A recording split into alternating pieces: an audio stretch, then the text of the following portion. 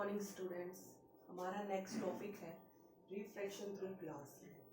Glass slab आपने देखा होगा फिजिक्स लैब में, एक कांच का बना हुआ सा स्लैब होता है, जैसे मैच स्टिक होती है ना, उसी टाइप में glass slab.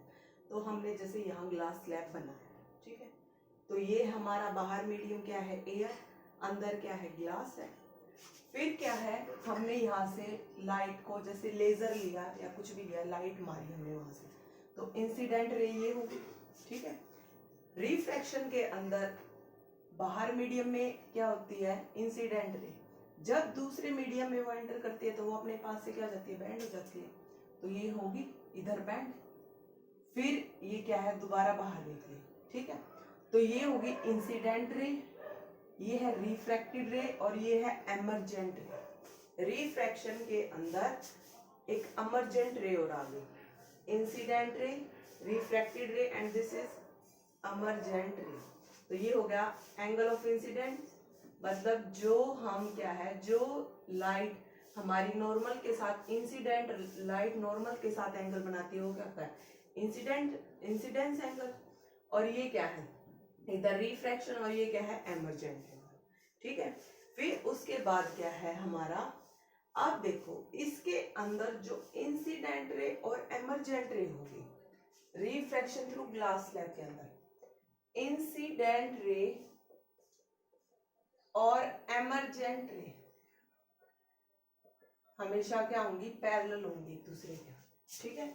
This ray and this rays are always parallel to each other. So क्या होगा, so angle of incidence is equal to क्या होगा, एंगल ऑफ एमर्जेंस, ठीक है।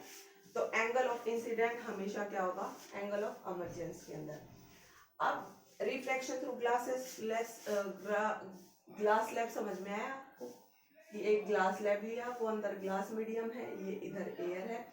जब हमारी रे रेयर मीडियम से डेंसर मीडियम में, क्योंकि एयर क्या हमारा रेयर मीडियम है ना, इसकी डेंसिटी कम है, और ग्लास क्या है हमारा, denser medium, because its density is high. तो व्हेन, मैंने आपको कल बताया था, when light travel from rare medium to denser medium, it will bend towards normal। तो आपने देखा ये नॉर्मल की तरफ बेंड हो रही है ना, ये मतलब नॉर्मल ये था तो ये इधर बेंड होगी। तो जब लाइट रेयर मीडियम से डेंसर मीडियम में ट्रेवल करती है तो it will bend towards normal. तो ये नॉर्मल की तरफ क्या होती है, बैंड होती है। And when light travel from denser medium to rarer medium, तो अब ग्लास से जब बाहर आएगी एयर में, जब डेंसर मीडियम से रेयर में आएगी तो it will away from the normal. तो नॉर्मल से दूर भाग रही है ना, तो इट विल क्या होगा, अवे फ्रॉम नॉर्मल, ठीक है। ये डायग्राम समझ में आया। उसके आगे हम देखते हैं रिफ्रैक्शन के लॉज। जैसे हमारे रिफ्लेक्शन के 2 लॉज थे ना, वैसे ही रिफ्रैक्शन के क्या होंगे, इसके भी 2 लॉ हैं। सबसे पहला लॉ है Snell's law. Snell's law, Snell's law क्या बोलता है, Snell's law state that sine of angle of incidence to sine of angle of refraction are always constant. मतलब एंगल ऑफ इंसिडेंस का साइन ले और रिफ्रैक्शन का साइन ले तो उनकी वैल्यू क्या आएगी, फिक्स कांस्टेंट आएगी। अब देखो इधर, यहां sine I by sine r constant है, लेकिन हमारा आई और, अब हमारा देखो, अब हम एक दूसरा डायग्राम और बनाते हैं। उसके अंदर देखो, ये लिया मैंने मीडियम, ठीक है। फिर उसके बाद क्या होगा, यहाँ से मैंने लाइट इंसिडेंस की, ये होगा मेरा नॉर्मल, यहाँ से मेरी लाइट क्या होगी, बैंड होगी, ठीक है। तो ये एंगल ऑफ इंसिडेंस और ये होगा एंगल ऑफ रिफ्रैक्शन। ये एंगल ऑफ इंसिडेंस हुआ और ये होगा एंगल ऑफ रिफ्रैक्शन, ठीक है। अब हमारा क्या है, आई और आर इक्वल कब होगा, angle i equal to r कब होगा इस केस में, व्हेन जो हमारी ये रे है इंसिडेंट रे, अगर ये अपने पाथ से बेंड होने की बजाय ये क्या है, अगर ऐसे सीधी चली जाए, ठीक है, मतलब ये इस तरह मुड़ने की बजाय अगर ये अपने रास्ते पे चली जाए तो angle i equal to angle r होगा। क्यों?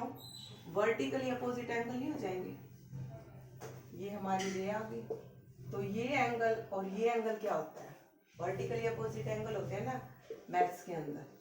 सो उस केस में क्या हो जाएगा, ये क्या होंगे, वर्टिकली अपोजिट एंगल। तो इस केस में एंगल आई और एंगल आर क्या हो जाएगा, हमारा इक्वल। लेकिन अब ऐसा कुछ नहीं है, ठीक है ना। तो इंसिडेंस एंगल और रिफ्रैक्टेड एंगल तो हमारा आपने देख लिया कि वो इक्वल है नहीं। तो अब स्नेल्स लॉ के अंदर क्या होगा, स्नेल्स लॉ ने ये बोला है कि अगर मैंने आई की कोई भी वैल्यू ले ली, मान लो यहां मैंने 30 ले ली, तो उसी के कोरोस्पोंडिंग हमारी आर की वैल्यू आ जाएगी। मींस क्या है, एंगल अगर मैं I1 की कुछ वैल्यू लेती हूँ तो उसके कोरोस्पोंडिंग कुछ R1 आएगा, I2 की लेती हूँ तो R2 आएगा, ऐसे ही I3 की लेती हूँ तो उसके कोरोस्पोंडिंग क्या आएगा, R3। तो मतलब क्या है, हर corresponding sine I by sine R की value, sine I1 by sine R, sine I2 by sine R2, और क्या है, sign I3 by sine R3 की वैल्यू क्या आएगी, हमारी कांस्टेंट यानी फिक्स वैल्यू आएगी। मीन्स क्या है, मैं I की कोई भी वैल्यू लूँ किसी भी मीडियम में, उसके कोरोस्पोंडिंग जो R की वैल्यू आएगी ना, फिर उससे sine I by sine R निकालेंगे तो वो सारी वैल्यूज क्या आएंगी, हमारी फिक्स आएंगी, ठीक है। फिर उसके बाद क्या है, फिर उसने क्या बोला है, फिर उसने ये बोला है कि जब मैं साइन I की वैल्यू को लेके R की वैल्यू आई, उससे related sine I by sine R निकाला ना मैंने, तो इसको हम उस दूसरे मीडियम का क्या बोलेंगे, refractive index, refractive index of medium 2 with respect to 1, या इसको लिख सकते हैं म्यू, ठीक है। कुछ टीचर्स रिफ्रैक्टिव इंडेक्स को इससे डिनोट करते हैं, कुछ इससे। मतलब मैंने क्या बोला है कि एंगल हमारी I की जो वैल्यू हुई उसके कोरोस्पोंडिंग जो R की वैल्यू आई, फिर उससे मैंने sine I by sine R निकाला ना, तो उसकी वैल्यू क्या आएगी, मेरी फिक्स। तो उस वैल्यू को मैंने उस दूसरे, यानी ये मीडियम 1 हुआ, ये मीडियम 2 हुआ, तो उस वैल्यू को हमने उस दूसरे मीडियम का रिफ्रैक्टिव इंडेक्स का है, refractive index of medium 2 with respect to medium 1, ठीक है। तो उसको मैंने क्या कहा है, refractive index of 2, refractive index of medium 2 with respect to medium 1, ठीक है। अब रिफ्रैक्टिव इंडेक्स ऑफ मीडियम, मान लो ये है एयर, ठीक है, और ये है वाटर, तो इसको क्या लिखेंगे, refractive index of water with respect to air equal to क्या है, sine I by sine R। अब आप बोलोगे कि मैम ये रिफ्रैक्टिव इंडेक्स क्या है, रिफ्रैक्टिव इंडेक्स क्या है, रिफ्रैक्टिव इंडेक्स से हम उस मीडियम के बारे में बहुत कुछ पता कर सकते हैं। जैसे आपको पता है हर एक चीज है उसकी कुछ ना कुछ वैल्यू होती है, जैसे ये मार्कर है इसकी कुछ ना कुछ मास है इसका, जैसे कोई भी सेल ली हमने उसका कुछ ना कुछ पोटेंशियल डिफरेंस है, वैसे ही हर एक मीडियम का अपना अपना रिफ्रैक्टिव इंडेक्स होता है। मतलब उस रिफ्रैक्टिव इंडेक्स से हम क्या पता कर सकते हैं कि उस मीडियम के अंदर लाइट कितनी बेंड करेगी, रिफ्रैक्टिव इंडेक्स की हेल्प से।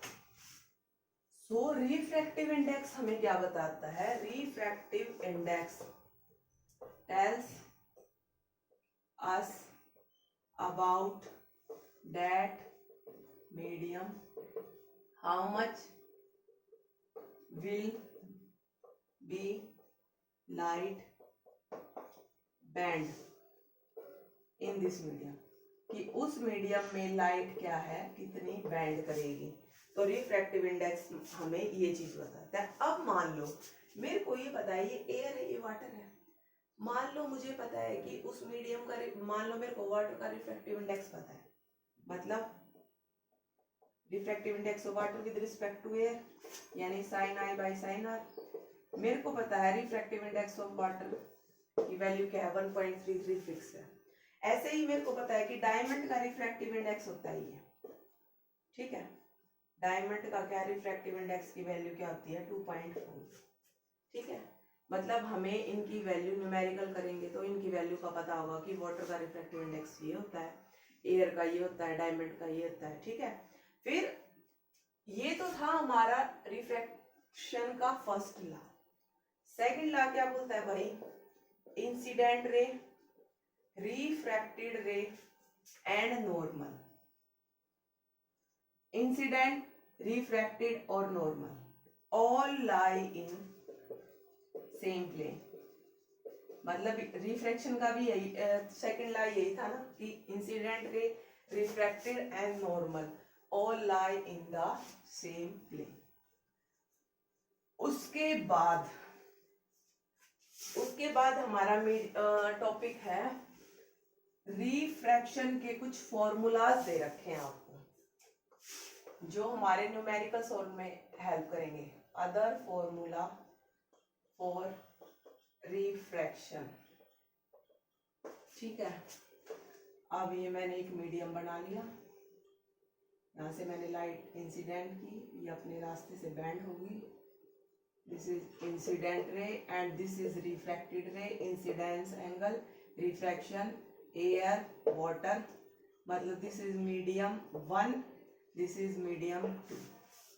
अब इसके अंदर हमने पहला फॉर्मूला क्या देखा है कि refractive index of medium 2 with respect to 1 क्या होता है, sine i by sine are.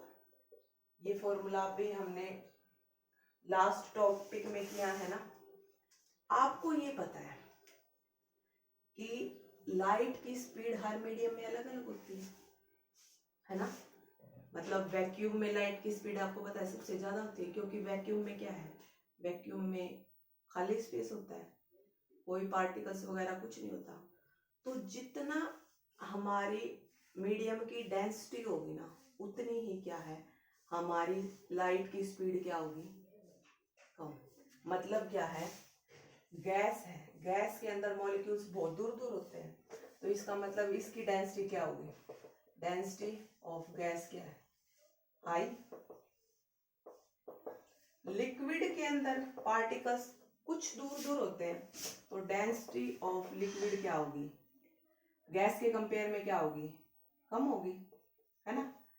ऐसे ही सॉलिड के केस में पार्टिकल क्या होते हैं, बहुत ही टाइटली पैक्ड, तो इसकी डेंसिटी क्या होगी, डेंसिटी ऑफ सॉलिड इज बहुत ही कम।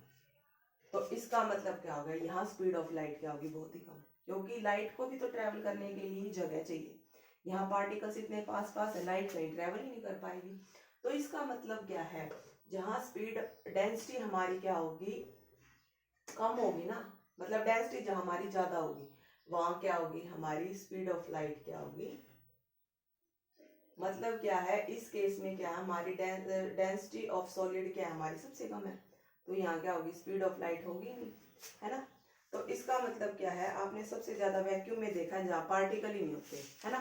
पार्टिकल नहीं होते तो डेंसिटी, जितनी डेंसिटी बढ़ती जाएगी स्पीड ऑफ लाइट क्या होती जाएगी, हमारी कम होती जाएगी। मतलब क्या है, डेंसिटी ऑफ गैस, हमने देखा कि गैस के अंदर डेंसिटी हमारी बहुत ही कम होती है, तो स्पीड ऑफ लाइट यहाँ क्या होगी, speed of light is very high. Sorry बेटा मैंने वो गलत बोल दिया, क्योंकि गैस के अंदर पार्टिकल बहुत दूर दूर होते हैं, तो इसकी डेंसिटी क्या होगी, बहुत ही कम। डेंसिटी कम तो यहाँ पार्टिकल्स क्या आसानी से क्या है, ट्रैवल कर पाएंगे, तो स्पीड ऑफ लाइट ज्यादा। इस केस में हमारी डेंसिटी क्या है, इससे थोड़ी ज्यादा होगी, तो इसके अंदर स्पीड ऑफ लाइट क्या होगी, कम होगी उसके कंपेयर। इसके अंदर स्पीड ऑफ लाइट बिल्कुल कम होगी, क्योंकि यहाँ पार्टिकल की डेंसिटी क्या बहुत ही ज्यादा, ठीक है। तो इसके अंदर देखो,